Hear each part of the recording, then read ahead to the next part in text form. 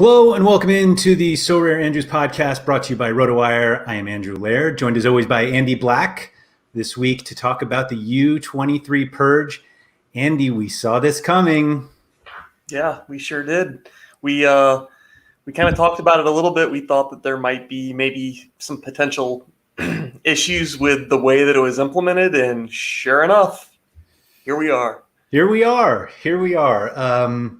So to recap a little bit, today is July 1st, and today is when the U23 eligibility transfers over. So anybody who is 23 after today is eligible for U23 contests.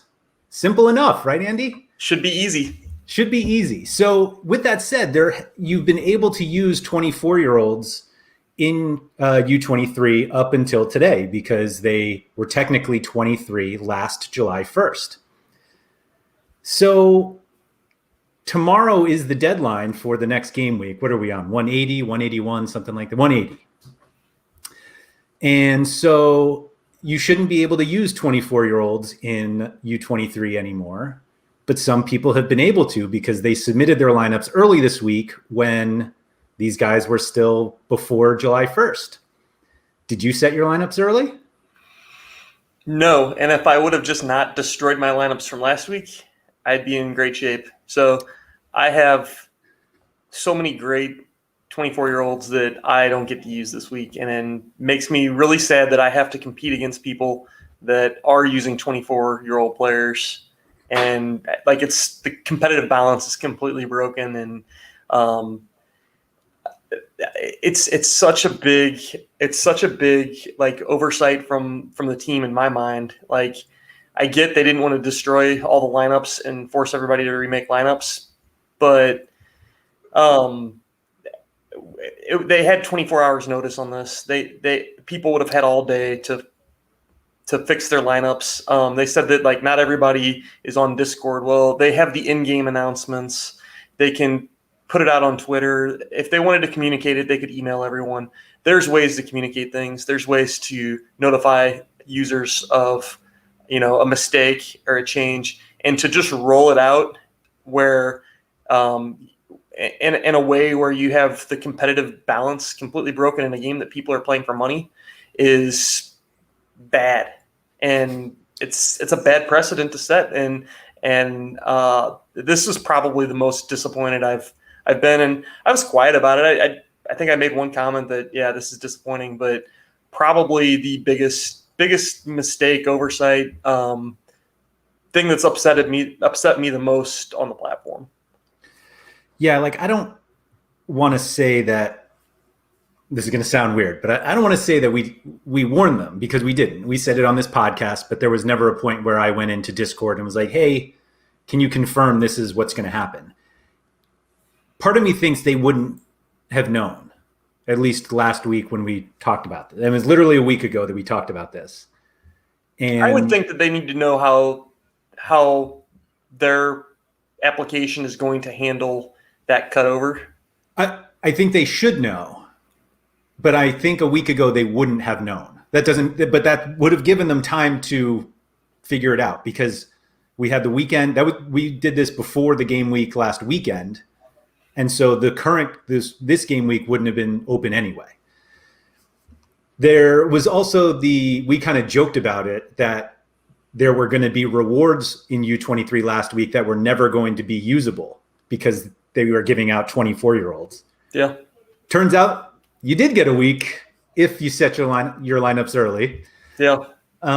But even then, I feel like so much of the pushback on game week dates is about how we want to set our lineups as late as possible. Yeah. And now we're rewarding people who set them as early as possible. I mean, they're not like going out of their way to reward them. I don't want to say that, but, right. It is a heck of a reward for this week. Yeah. Yeah. And I have to think that there's some laziness associated with it. I mean, obviously they didn't know how that transition was going to work. Otherwise they would have fixed it, or they would have announced it, or maybe they did know. I don't know. But I mean, I messaged one of their team members yesterday or the day before, and just asked like, hey, you guys going to, announce anything or say anything about and I don't want to really get into the response, but they said that they were going to announce something today. And I was like, oh, okay. So it sounds like they have a handle on this. And clearly they didn't. And they really dropped the ball on this one. I'm super disappointed. Well, what I was disappointed about with the announcement was, one, the initial one said they're okay for this week, but the new rule will apply for game week 181, which is midweek next week. Right. I don't understand why I'm feeling passionately about this, but I felt passionately that was wrong. Yeah. That you shouldn't be able to use 24-year-old players after July 1st. I was willing to accept that like the game week was open early. And if that's the case, like, okay, I get it. Let it happen.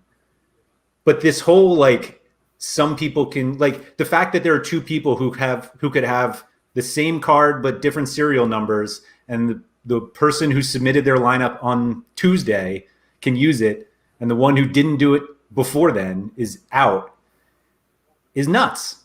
Yeah, the whole imbalance of it is just infuriating. Again, it's 1 week. I'll get over it and we'll move on. But and then I think that the announcement of it today, that they recognized that it was an issue, was just like so nonchalant. And it's like, this is actually kind of a big deal. And for them to just brush it off as like, whoopsie. It was like, come on. This is a big deal. Yeah, I think it's a big deal short term. Long term, I don't care. And they'll figure out how to fix it for next year. Great. But just didn't like the way it was handled. Mm-hmm. I think I don't want to say it's a problem, but one of the issues that I think SoRare has sometimes is they want us to focus so much on the game. And there's a lot of money involved. And the amount of money almost doesn't matter. Like, sometimes a few $100s or pounds, euros is a lot of money to some people in this game. And, if you saved up enough and you're like, oh, I'm going to save up enough so I can play SoRare, or other people who have lots of disposable income in play, but like there's money involved. And so like this whole like, oh, it's only a week.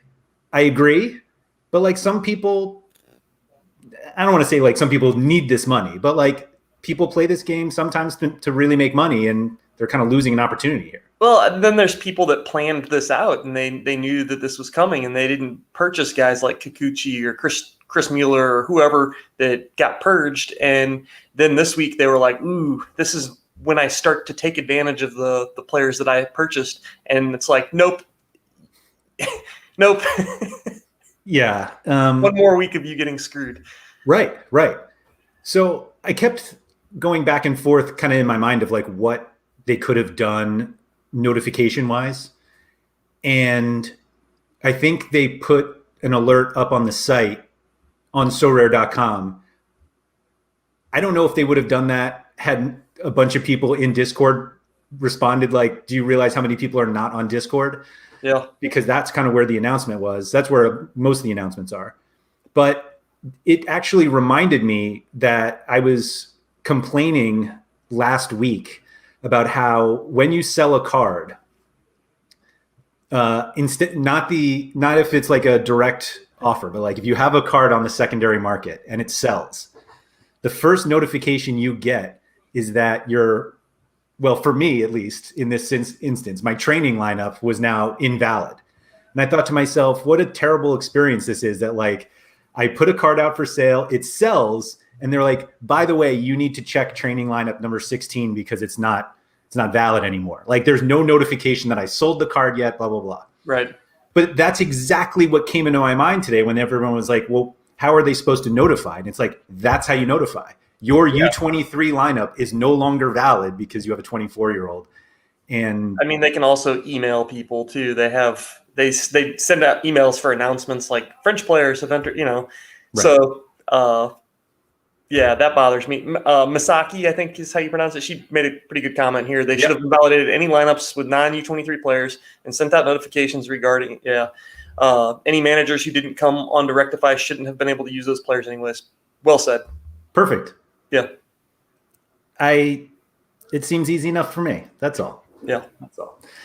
Well, we can move on from this, but as you can tell, I was very frustrated, disappointed, and all that. I just remembered that I was going to bring some sort of pitchfork prop, and I forgot. Yeah, Man. you missed the opportunity. Yeah, we'll have to get angry about something else next Yeah. time. So were you prepared for the U23 Purge? Have you been preparing for it? Sort of, but I mean, I noticed today that I'm not as prepared as I could have been. But I'm prepared for the U23 period once end of July rolls around. I'll have a couple of weeks here where I'm ineffective. And I shouldn't say ineffective. I'll still have good lineups, but I won't have the optimal plays that I have purchased and prepared for. But I'll have, because a lot of them are either Argentinian or Mexican. So I need Liga MX and the Argentinian league to be playing. So once those get going, I'll be a much happier person. Did you look to see how many now former U23 players that you had, meaning recently former, that you have purchased recently, or are these guys that you've had for a while? Most of them are guys that I've had for a while, since last season or whatever. And I didn't have those guys in my plans for like this game week. So again, it's like not the end of the world, but just again, the inequity of this week. I think not having the Euro seasons going is a plus for them. And that's probably why the date is set as it is, like during the off season, so that we don't have our pitchforks out or we won't have them out when Mbappe turns 24. Right. I just wonder. So I guess we talked about this, or you and I have talked about this, but we were like, I wonder if prices will go down when people realize that a lot of these guys are not going to be 20 under 23 anymore. Yeah.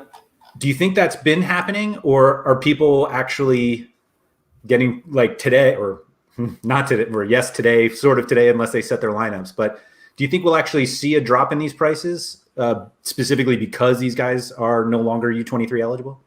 I think it's a combination of like three factors. So I think it is priced in a little bit. So I think it's already priced in a little bit. I think once the U23 sticker goes away, then it'll get priced in a little bit more because people really notice it then. Yeah. Because people are planning for it now and they know.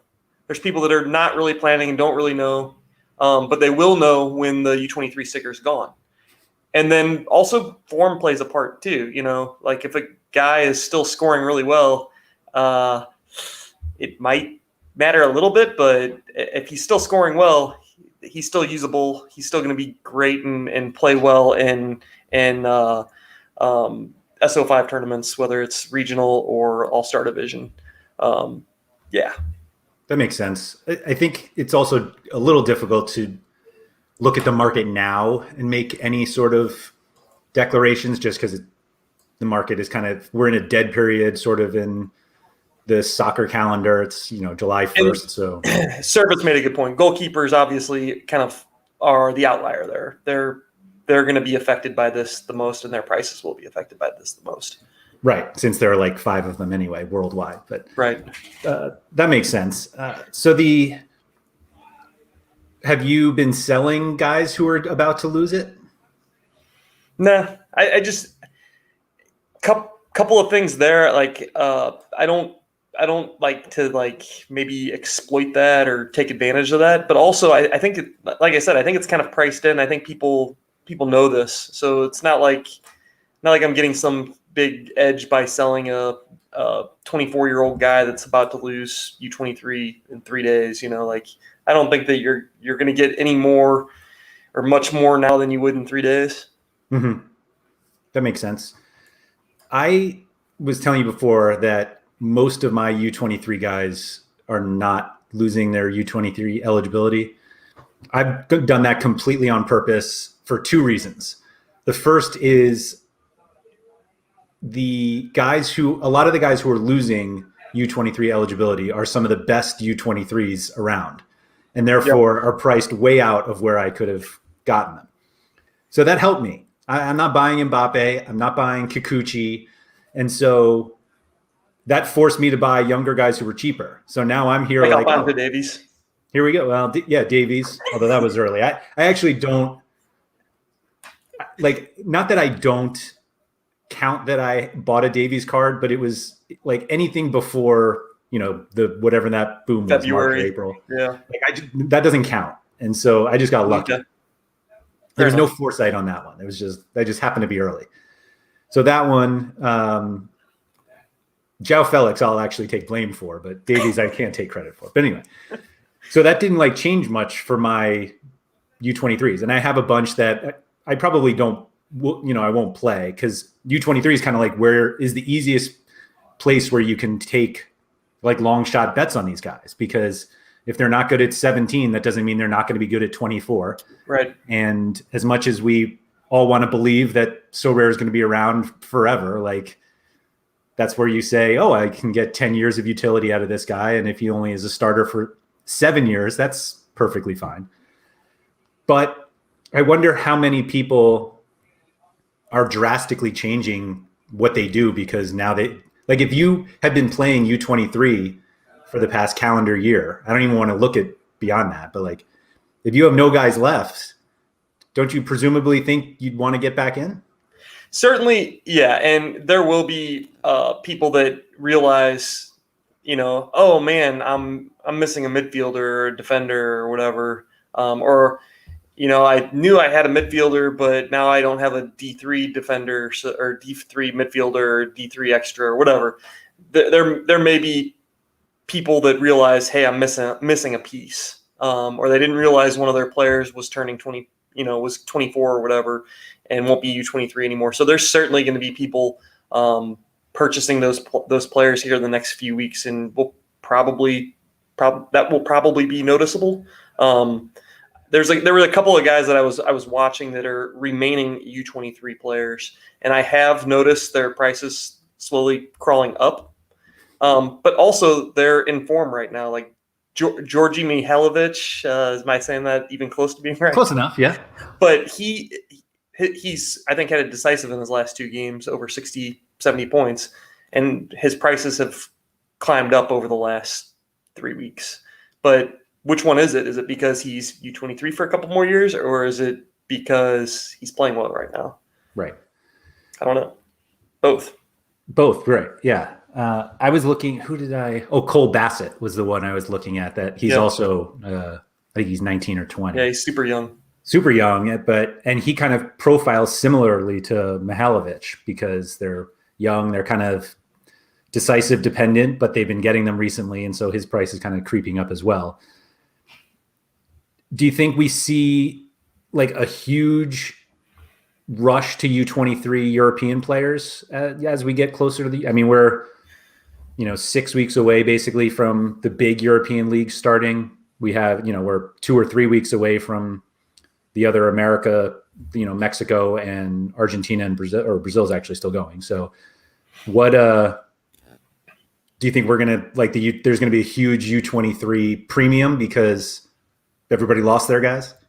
I think people will rush more into the J League, K League, and MLS U23 players, because those are going to be the ones that they realize, like, oh, I don't have a team right now. I need to go buy somebody and use them now. So I think that's more likely to happen. And as that happens, they may plan for down the road and maybe start to buy some of those European players. But I don't think that we'll see a big rush for the European U23s this moment. Right. So I'm going to run by a strategy that I've trying to do, I guess. Mm-hmm. And I'm not sure it's going to work because I haven't actually been able to implement it yet. But a lot of the purchases and trades that I made at the end of the European season were for U23 players. Yeah. Do I have any chance of competing in, let's call it Challenger Europe, just with U23 players? Sure. If they're good U23 players. And in fact, you might get some scenarios where like you're the only one playing a particular U23 player, maybe you're not the only one, but if you're playing 5 U23 players in Challenger Europe, you're going to have a very unique lineup that isn't canceled out by other people. So yeah, I think that you could have some advantages there, but also I think too, the best and most cost-effective U23 players don't really play in Europe. They play in my opinion, they play in the weaker leagues. You look at, and I should not say Europe, because I think Eredivisie, Belgian league kind of are weaker leagues. I mean, they're Challenger Europe leagues. Sure. Kind of same with the Portuguese league. I don't find there to be a ton of value in picking up champion Europe U23s and playing them in U23. And I think a lot of people would probably agree with that from a cost-effective standpoint. You can pick up a similar player for a heck of a lot less than Mbappe. Similar in quotations. You're not scoring as well as him, but you can get a really good U23 forward for 100x less than what you're paying for Mbappe. And that's probably a bad example, but you look at other guys like Donnarumma in goal. I don't even know what he costs right now, probably a couple of ETH, but you can go get David Ochoa, not to compare the two players at all or even their scores. But hey, it's a goalie, and we kind of, our opinion on goalies is have a goalie. Don't not have a goalie. I think you make a really good point, though, that I don't want to say that every U23 goalie is the same, but they might all be the same. And if they're the same-ish, don't pay 10x more than you can get another guy. Well, I mean, there's a couple J League goalkeepers that are, way above the rest. I think it's Tani and Oki? They both score really, really well. And such disrespect to Go Hitano, man. Come on. He's been hot too he's been hot Tano the last few weeks, I guess, but that's awful. Yeah, I mean, those guys are such a fraction of what like a champion Euro, what does Albin Lafont cost right now? I don't know, but you can get, I think, all these guys for less. And if your plan is to just play them in U23, why buy the champion Euro one? I guess in a year you can use them in champion Europe, or 2 years, whatever. I mean, that's kind of a weird plan though, to buy them for U23 now and then use them in champion Europe later. I guess it's a plan though. I guess it makes a little bit of sense. Well, and you're basically needing cover for when the J League is over. The early part of the calendar. Yeah, that's fair. But then again, I mean, you can also just buy 2 goalies, and then you have, a Belgian U23 keeper too. Yes. Yep. That makes sense. But yeah, so pretty much like my challenger team that I'm expecting to play in Division 4 this year is 3, most likely 3, but potentially 4 U23s, not including a goalie. Like I have an old goalie, old meaning not U23. And then, I have a few guys a few older players I can play, but I just felt like we keep talking about the reason why U23 players are so great is because they have this extra utility that everyone's like, oh, you can play them in U23. And it's like, yes, but you can play them wherever you want at that point. Yeah. And that's kind of why I decided to prioritize them at that point. And I just wonder if that was a good idea or if I'm just going to end up being short because the U23 players actually aren't as good as what I'll get in, just paying up for guys who are older. I don't know. I think you gave yourself some good flexibility there too, where, if you want to pop those guys over into U23, you can. If you want to play them in Challenger, you can. I think flexibility is always a nice thing to have. And, you win some rewards, some more Challenger players that kind of you can fit into that lineup, then you can take the U23 ones and mix them over into your U23 lineup. So I don't think it's a bad plan as long as you have some kind of strategy in mind that you want to work with to maybe evolve them back into U23 somehow. Yeah, that makes sense. Sam Rifkin's asking over and over again, and I felt bad that I was ignoring of who these guys are that I bought. Unfortunately, some of them are leaving Challenger Europe, but I can still obviously play them in U23. But pretty much the guys that I was building around were Lukanga. I got a Yari Verscharen, Malasia from, where is he? PSV, AZ, Alkmaar. I get those mixed up. Yeah. Julian Alvarez, Rio Hatate. I've got João Mario. I have 2 Chris Durkin cards, which is more embarrassing than anything else. I've got Sean's boy, Melle Muhlenstein. And all of this is dependent on Luis Maximiano finding a new job, because he was not the starter last year at Sporting. And there are articles every day about a new place he could go. And somebody was like, well, where do you want him to go? And I was like, I literally do not care. I just need him to go somewhere else. Aren't there a lot of rumors about him going to the Italian league? Yes. And I don't know if that helped. Like, somebody was like, oh, I think it was Udinese maybe, or. Yeah. And they were like, well, is that good? And I was like, if he starts, it's all I care about. I really don't. It's not good if you're trying to make a challenger team. Well, I can't use him. I have a challenger goalie. I have Butez from Antwerp. So like that I'm okay with. But I need Maximiano and Hitano to be my U23 goalies. But like that, I think that's the hardest thing with talking to people who want to get into U23. Oh, for sure. Because it's U23 is the best opportunity if you're somebody who like really likes to research and like dive in and like find gems. Obviously, you want the guys who are going to be 17, 18, 19, and you can get, your trademark 10 years of utility out of them. But the goalkeeper is so tough. And even backup goalies who are young aren't cheap. Yeah. And so even if you decide like, well, I'll go out and get this guy, there's no guarantee he starts forever. Like guys are career backups. You just never know. And so that's the hardest part about U23 is the goalie. And for sure. Yeah, they're expensive. I mean, I think the first podcast we did together was just about goalkeepers, and we didn't even talk about the fact that it was U23. But if you ever need like the clearest sign of scarcity in this game, look at how many U23 goalies there are, and there's your answer of why they're so expensive. Yeah, and they are for sure the ones that you see the biggest like price differences on. Like I had that Van Asch card, and it was pretty good card when he was mid-season last year, and you could use him in U23, but I think his value's pretty much plummeted at this point, where it's like, I guess he's just another challenger goalie for me.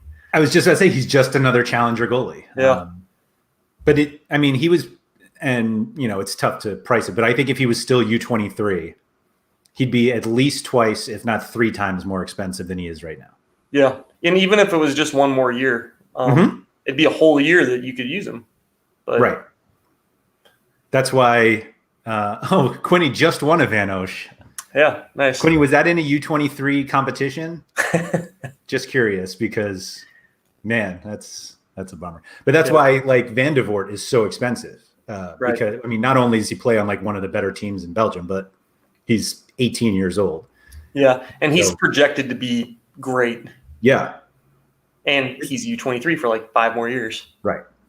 Combination of all those things. Right.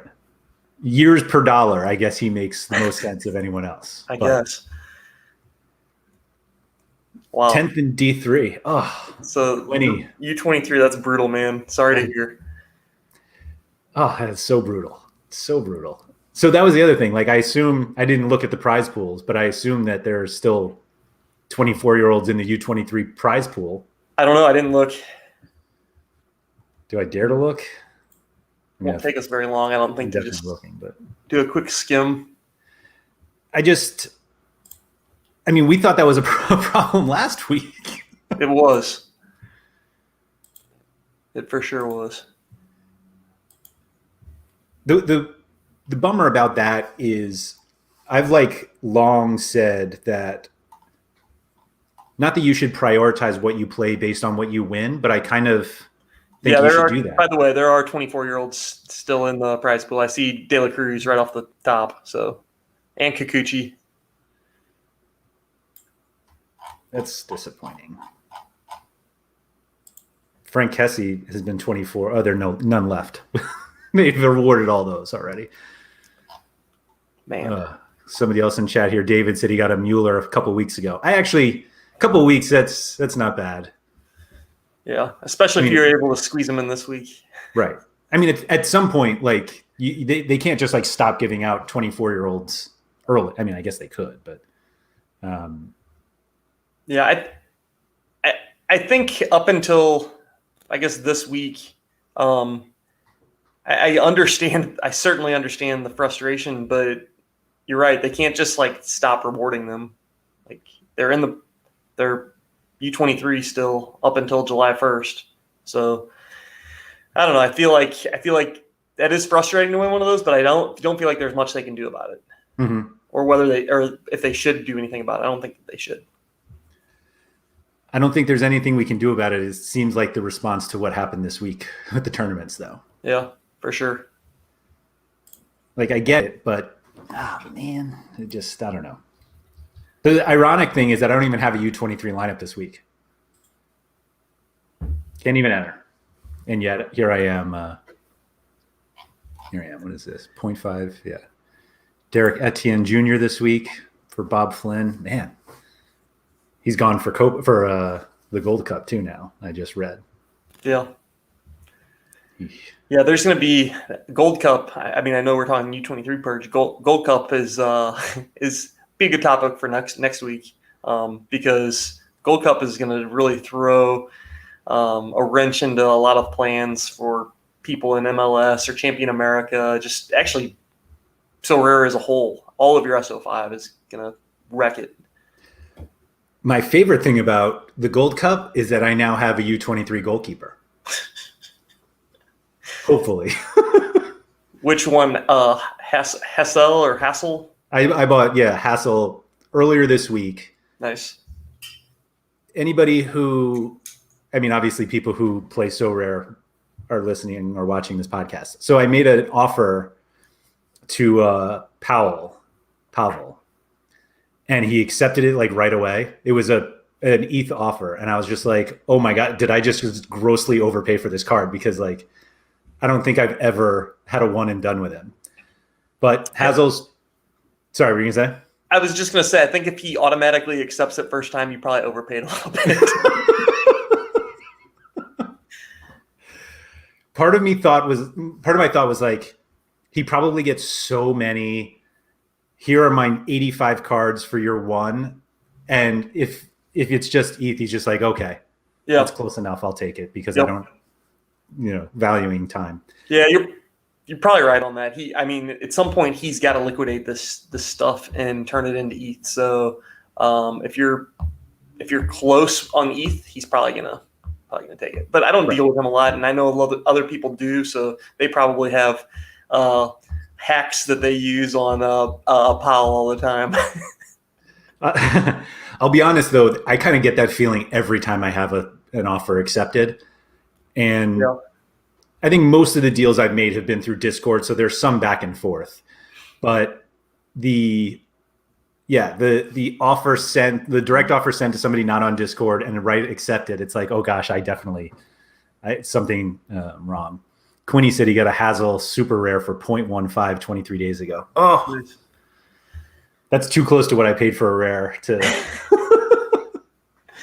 And Mike says that he should get a Freeze Matthew for the Gold Cup period. Yeah, Freeze Matthew's a great player. Would you rather have Freeze Matthew or Matt Freeze?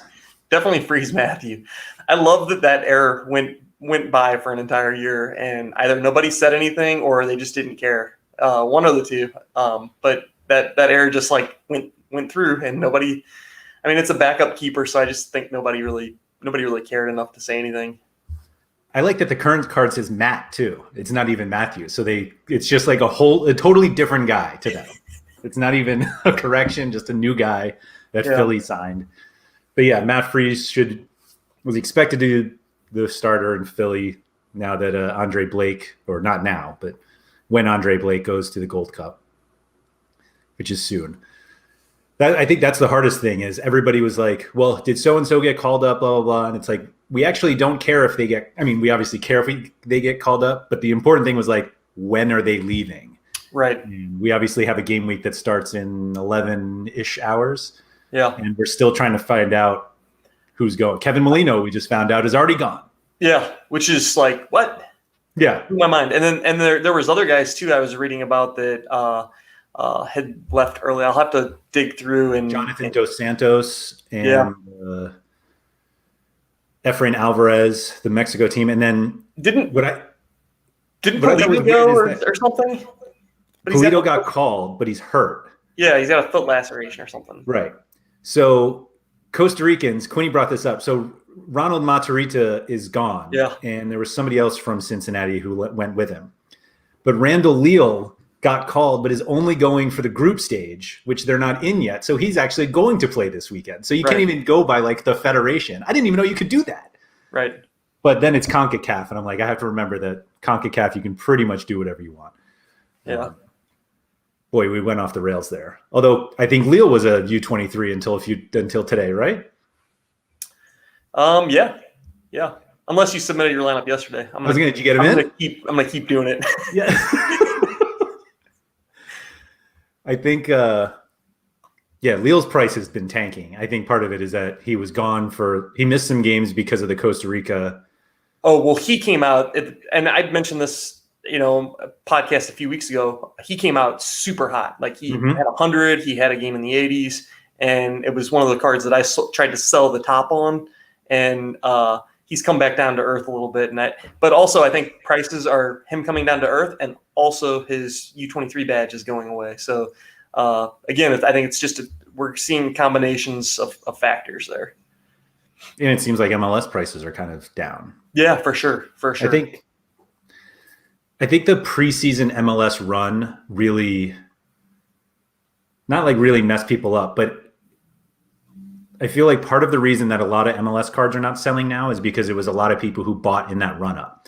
And the run up was completely understandable because we had more users than ever with a league that hadn't been active when all of these users came in. Well, and they weren't selling the good cards because they were either out of them or they were saving them for rewards or whatever. So the only supply of the Andre Blakes and the whatever card that you wanted, Joseph Martinez, was you had to pick those players up from other users. Yeah. So once they started once they got the new cards and started flooding those out there, I should use that word, flooding those out there. When they started putting them out there, prices came down because people had already started to acquire those from other users and the pressure was lower. Right. And I think the problem is that the people who bought those cards don't want to take massive losses selling them now. Yeah. And so that might lead to a little...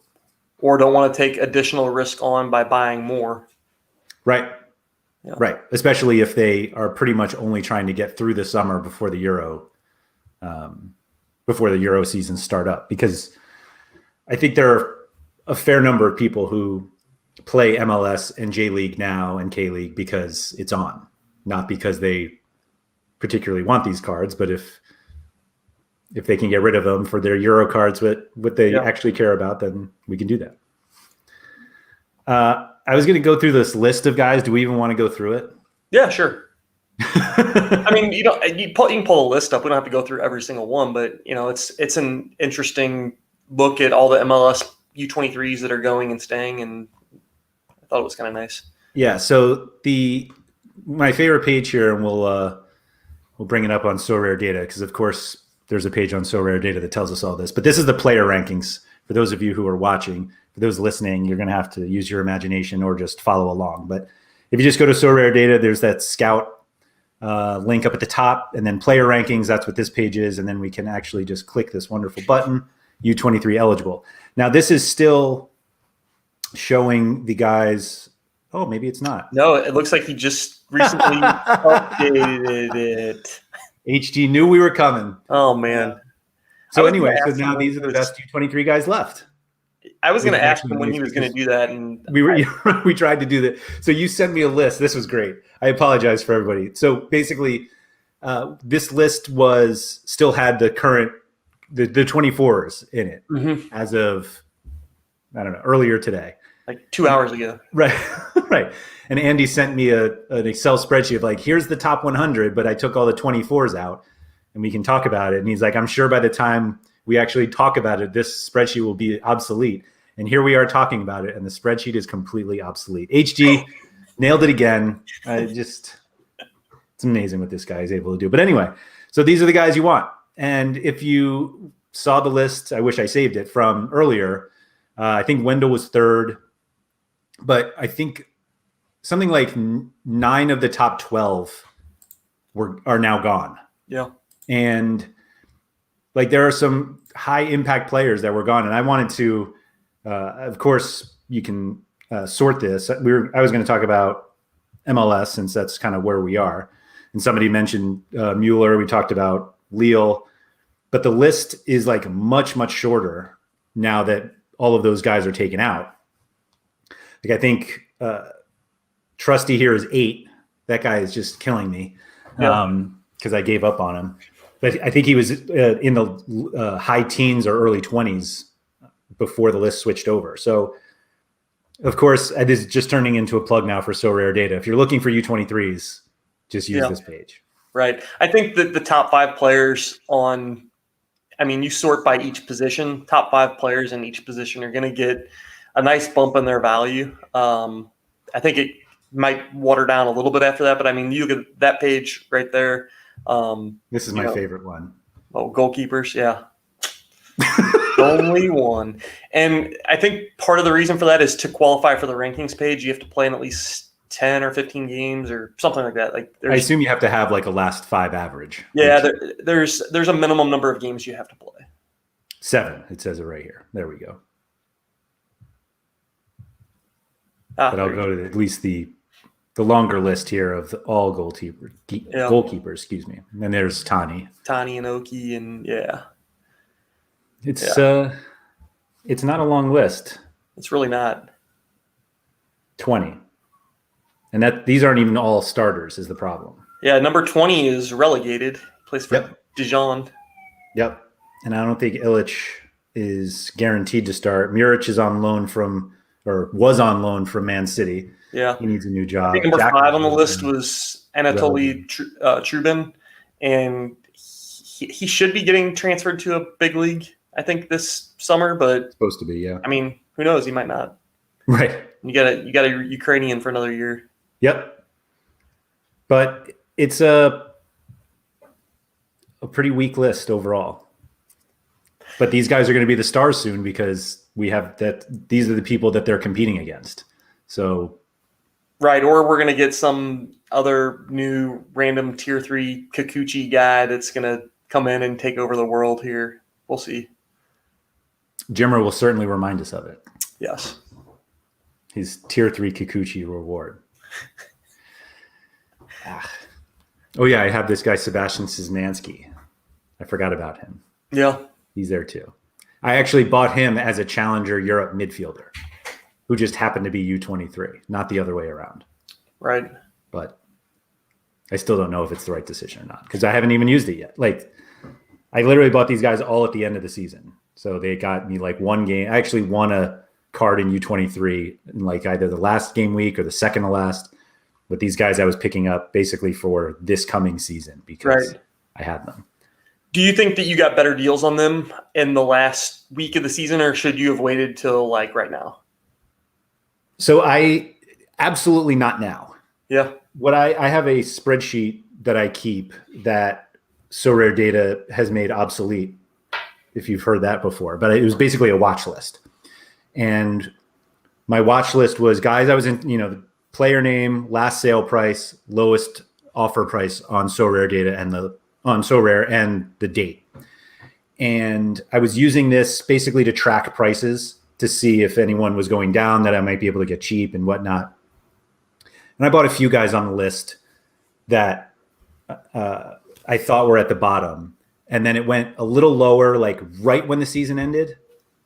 But I looked again at the prices that are there now. And I have everything listed in ETH. So obviously the price of ETH will affect what it is, but I pretty much buy everything in ETH. So that's how I keep track of it. I can't get any of these guys remotely close to where I have them from my last update. Like I haven't really updated since end of May. Like it's been about a month, maybe a little more. And these prices are all gone. They're all much higher than they were before. Any guesses why? Is the market just stronger than we thought, or why is that? I had this theory that the fact that they didn't play actually helps them, because if you look at a guy who had like a great end to the season, let's say, so he's got a last five of 65, 70. Mm-hmm. He's had there's nothing has happened. So his average is still very high, but his utility today is the same as it was at the end of the season. Before the end of the season, it was like he was doing well, but like, oh, the season's ending. So I got a little bit of this is going to be over soon. But as soon as it ended, like the day after the season, he was much more expensive because nothing changes now. Like it's already been built in. And so now it's like, all right, everybody got their, and it felt like to me, it was like everybody got their end of season cards. We're going to price these back up again. Right. They got their end of season discount and now everything's kind of flattened out, I guess. Right. And it obviously timed with MLS, people wanting to buy MLS cards. So like, let me sell some European cards so that I can buy MLS and J League and K League. But we don't really have that now because MLS is in the middle. Like the season doesn't, the end of the Euro season is close enough to the beginning of MLS and was basically in line with when the new MLS cards came out, that because they obviously didn't come out when the season started. Right. But with MLS, like we're selling our MLS cards in the middle of a season in order to buy European cards, if that's what you want to do. So I'm not sure we're going to see the same drop in MLS prices. Yeah. And I think too, like, they don't auction any of those cards off that you just mentioned that you bought. So right. Like if I want to buy a Lukongo card, I have to go to the secondary market, which if supply and demand says that, if there's supply is lower, then prices are going to be higher. So if it's only the cards that are on secondary, then I got to pay that price. Right. I can't get a deal on an auction, deals are gone. And there just seems to be little competition to sell cards. Yeah. People seem to be undercutting each other for MLS cards because they want to get out of them. But the European cards, if there's only two on the market and you're not really like desperate to sell, like you don't need to lower your prices at all. Yeah, that's a really good point. I just don't see the European price desperation in terms of sellers. A good example of that is like I'll list a European player that I don't mind losing, but I'll price them at like above above the market price or whatever. And it's just like, hey, you can buy them at that price if you want. I'm the lowest on the market. Have at it. And I'll get offers for some of these guys and they're like, hey, the market value of him is actually, X and you're asking for Y. And it's just like, hey, I'm the only one on the market. I'm not moving. And that usually results in me not selling a card, but I've also had cards that end up selling that way too. So I was going to say, I think it's completely reasonable. Not that I think we need to justify the prices that we post in, but I've said that to people before that it's, if my card is the lowest on the market, but I know that it's 2x the last sale and 2x the last 5 sales. Somebody comes to me and they're like, will you sell it for closer to the last sale? And I was like, I pretty much am just out here because if somebody wants to pay this ridiculous price, I'm going to take it. But no, I'm not actually looking for this price. And I think people who are adamant about being the lowest price, even if it's 2x the last sale, don't really want to sell cards. Yeah, for sure. We got a question here. It's slightly off topic. When do you guys think I should buy players for the upcoming European seasons? And what is the most affordable league you think to start off in?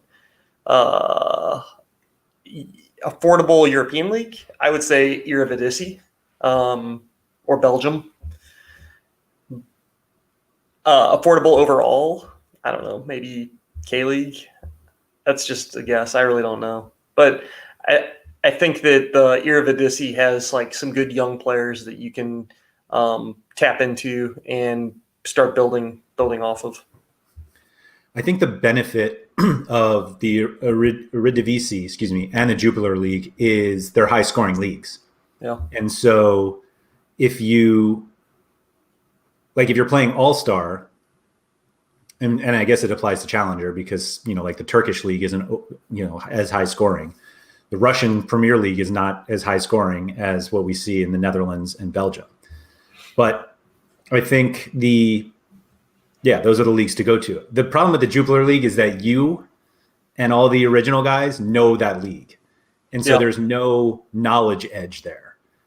Right. Because it's been around long. There's a huge supply there. So that's true. You can get players at a lower price just based on the supply being huge. Like if I go and list a Gianni Bruno, there's probably going to be 3 people that undercut me on price within, maybe not minutes, but probably over the course of the 2 days of that auction, I'm going to get undercut.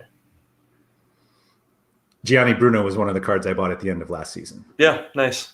And it's like tripled now because of his transfer. I mean, tripled in the sense that I'm not actually selling this card. Right. But yeah. If it's Champion Europe, the problem with Champion Europe, there's just not enough teams. Right. And so you can go try to make a value team, but then you're just gonna not win because you're playing against really, really ridiculously good teams. And if you want to make, Sam mentions a mid-tier Serie A team. I guess you can make a team, and I don't know, buy some Valencia players from La Liga, and they're pretty cheap too. But I don't know. I just don't think you're going to be very competitive. I think if you're somebody who only pays attention to the top 5 leagues in Europe, then buying value Champion Europe players for Global All-Star is I guess the way to go. But there's no reason to ever try to compete in Champion Europe with mid-level Champion Europe cards. Like the upper tier of Champion Europe is so much better than the mid-tier. And then you're just kind of paying a Champion Europe premium to enter Global All-Star when there are guys in the Netherlands or Portugal that score just as well and cost a fraction of the price. Yeah. He says, imagine to compete in Champion, I need at least 1 ETH. I think probably more than that, personally. Like if you really want to be define competitive, but I think you could build like a value defensive stack and really just pick a team and hope that they get a clean sheet and find like some good high floor midfielder and forward. But man, I had some great weeks where I scored, 350 plus last season and didn't get prizes. I know the reward structure has changed quite a bit, and those teams probably would get rewards, but then you're still just scooping, on your perfect nut lineup, you're getting a tier 3 rare. It's not the upside you're really looking for. I think Goalkeeper is the biggest part of that. Yeah, for sure. Like the list of Champion Europe goalkeepers is short. We don't have that many licensed teams, and so what do you do? Yeah, for sure. We have derailed from the topic. We have. There are some Twitter questions out there if we want to hit those. Oh, there were. I sent it to you, which I thought was a great question. Now, do you have it there? Yeah. We'll start off the top. I'm curious if you are targeting any U23 goalkeepers in the MLS that may get playing time during the Gold Cup, similar to how Brandon Austin is playing during Galice's duty with Peru. I know you are. Yes, I am. Yeah. But that's it. Yeah. Yeah. I mean, it's pretty much just Hazel and Matt Freeze, I think, are the only options. And the hesitancy I have with all these guys, actually the one, I forget what his name is now, the third stringer in Atlanta. Yeah, I know who you're talking about. Rios, I think his name was. Yeah. So he started the season as the backup because Alec Khan was hurt. Mm-hmm. And I think he actually played one of the Champions League games because Guzan had a red card. Yep. So I was in early season. Didn't he play both games? Like he played the half of the game that Guzan got the red in, and then he played the next, like he started the next game. Yeah. Yes. So I've seen some people mention him. I assume he's the backup. I think the difficulty is that we just don't know with most of these guys that we end up hoping that they're the backup, but we saw knock on wood here because I have them. But when Stephen Fry went down, everyone thought Spencer Ritchie was the backup, and then all of a sudden Stephen Cleveland got the start. What do you want to bet? A lot of the true backups are playing in USL to get time. So I'm glad you brought that up. So and this what is this? Skate Perez too. So he said is Barraza the backup for New York? He is not U23. He was U23 as of yesterday, but correct. He is not U23 anymore. I should be playing for Sean Johnson, who got called up. So Barraza at one point last week had the red X on his name because he was playing USL matches for New York's USL team, which I believe is in Oakland, California, which seems like the opposite of like Major League Baseball and minor league teams. Bizarre. But anyway, so yes, we've seen that before where they pretty much keep their real backup. You know, if something happened longer term, the backup plays USL just to like keep them fresh. And we just don't know with these guys, with the teams that are going. I had so many people trying to rip me off on Barraza. They were like, well, he plays USL now. He's not the backup. And I was just like, okay, get out of here. I don't want to like give away my strategy here because I think it's a good one, but I don't see the value. I see the value. This is going to sound like pompous, and I don't want to come off this way. But I generally don't buy backup goalkeepers to sell them for expensive backup goalkeeper prices. Like I buy a backup goalkeeper with the hope that he becomes the starter, and either I can play him or I sell him as a starter. And we saw this with Clement Diop now, who I also have, who is out, which is why I was tilting all week. But what's this guy's name? James Pantemis? James? I apologize to him. But anyway, he's the backup. He is now the starter. He's now selling, like auctioning for more than Diop is. Yeah. And he's had a card this whole time. So anybody could have had him. Did I handcuff? No, of course not. I don't do that.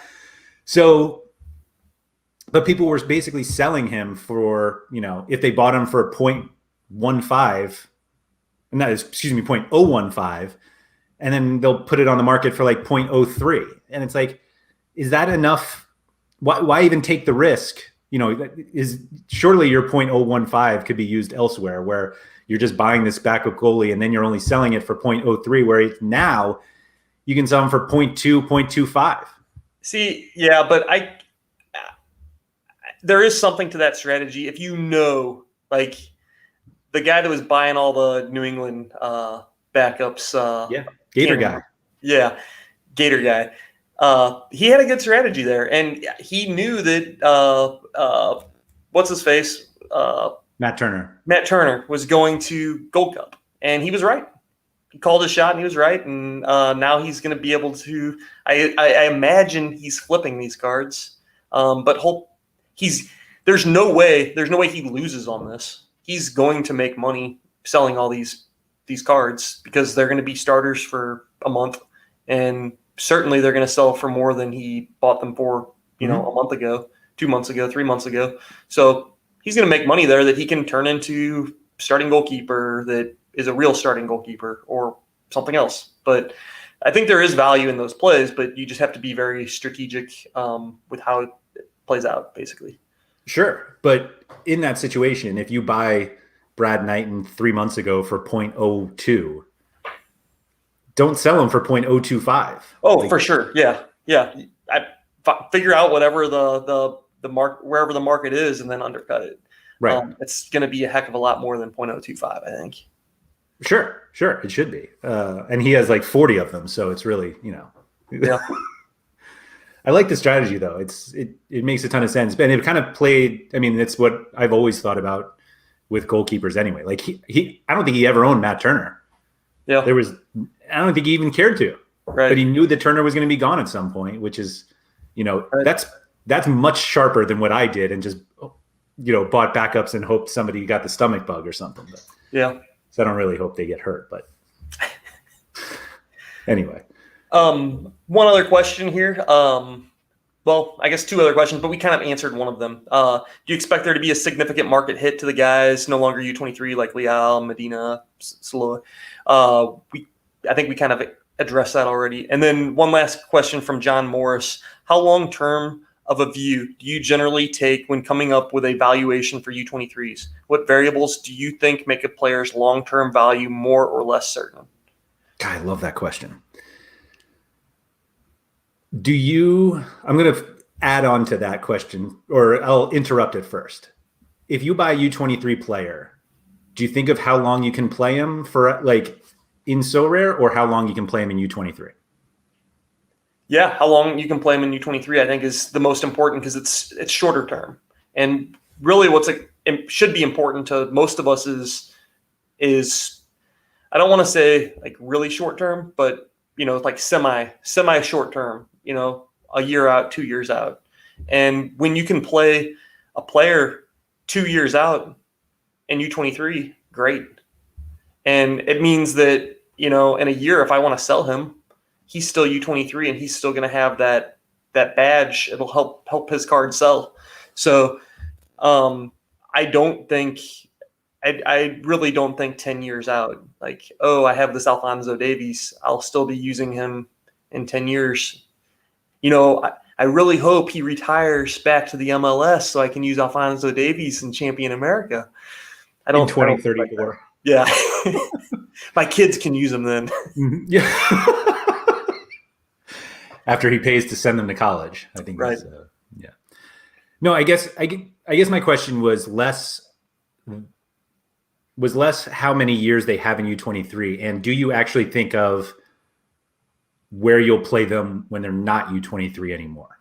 Yeah, for sure. Like I bought Chris Mueller like a month ago, his super rare card, and I probably overpaid for it, but I really wanted the card because it made sense for some of my lineups. And I knew full well that, hey, I'm only going to get to use him for a month in U23, but I have really good ways of using him in both Champion America and All-Star. So, yeah, for sure. Definitely take that into consideration when I buy them.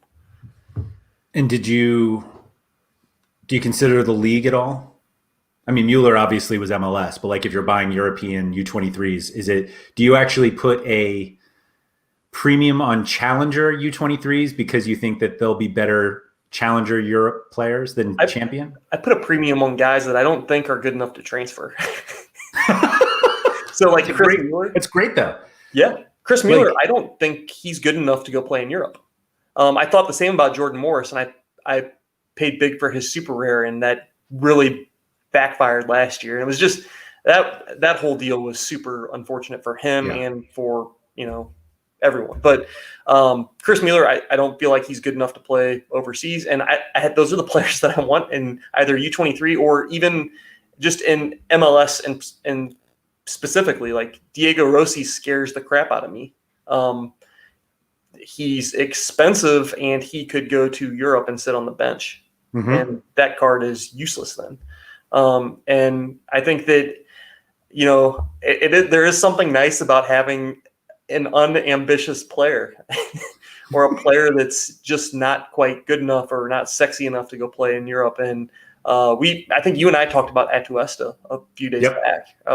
And I think you made the comment that he could transfer to another league. And my comment was, but I don't think he's going to Europe. Maybe South America is what we kind of agreed upon. And I don't know how much of a change that is for him, but I do think change is typically bad for a player when they change leagues. It's typically bad for their SO5 scores for the short term. Right. No, I think that makes perfect sense. And I'm an Arsenal supporter, I guess. And I have this Lokanga card, and all these rumors are like he's going to Arsenal. and I'm furious. Like, Yeah. I think it just kills it because like I don't want a champion Europe midfielder. I think of my cards way too much in utility, and I'm not competing in champion Europe. And he's not going to do nearly as well in the Premier League as he did in the JPL. I have a perfect example for you. Go look at Gabriel's numbers when he played for Lille, and go look at Gabriel's numbers, his SO5 scores when he transferred to Arsenal. They're considerably different. He rested a ton more when he was with Arsenal. Like, he played every other game. He was only playing certain games, and his SO5 scores took a massive hit. So that's a great example of what you just said. It's such a funny concept of like, I need a U23 guy who's not good enough quite to make it in somewhere else. Yeah, we're just not ambitious enough. Like, totally content where they are. Do you think that's Noah Lang's path? I don't think so. But I think he does stay maybe another year in the Belgian league. We'll see. That's not a prediction, and I have not been watching his transfer rumors at all. But I don't know. I see he was playing in their preseason games or training the team and everything, so it just kind of makes me hope that he's going to stay. I just know that every time I think I have a good lineup, it's like, oh, Noah Lang hasn't played yet, and then I don't have such a good lineup anymore. Right. Oh well. Anything else? We got a last minute question. Do you guys think the market for players in the Gold Cup is going to go down? Seems like a good opportunity to be able to buy and flip some good name cards. No, I don't think they're getting cheap. I've been looking at who was I looking for? Gallese, maybe, whatever it is. All the guys who are leaving that I'm interested in are not getting any cheaper, and I'm still bummed that they don't offer Gold Cup contests. Like, yeah, me too. Like, if I were going to sell Andre Blake, who I don't own, but if I were going to sell him, I don't think now would be the time that I'd be like, all right, I'm going to sell him now that he's not playing. I think if I were being strategic, I might have done it a few weeks ago, leading up to the Gold Cup. But I think now that the Gold Cup's here, I wouldn't. I just don't feel like there's enough buying pressure for me to like think that I can sell him for fair market price. I probably just wouldn't list him. Yeah, that makes sense. And the tournament's not even that long. Yeah, it's what, 3 weeks, a month, 3 or 4 weeks. Yeah, so if you can get through it, then just get through it. But yeah, I don't think we're going to see much of a decrease in prices. In fact, it'll be the opposite. We'll see. I think we see an increase in guys who will get a little bit of more playing time coming up. I mean, obviously the goalies we have that situation, but sure, you're sharp enough to say who fills in for Eric Williamson in Portland, and because he's been crushing, and if they can fill in those scores, then obviously you can get some cheaper points. That Zambrano guy has been subbing on for him, maybe. Yep. So that might be the guy. I don't know. Don't hold me to the fire on that one. Black recommended this guy. Do not buy this guy. I did not recommend him. Not investment advice? Yes. Right. All right. I got nothing else. Yep. Sounds good. Cool. All right. This has been the SorareAndrews podcast brought to you by RotoWire. I am Andrew. You can find me on Twitter at RotoWireAndrew. You can find me in the Sorare Discord under Lairdinho. That's Andy. Oh, that's Andy. This mirror thing is always weird to me.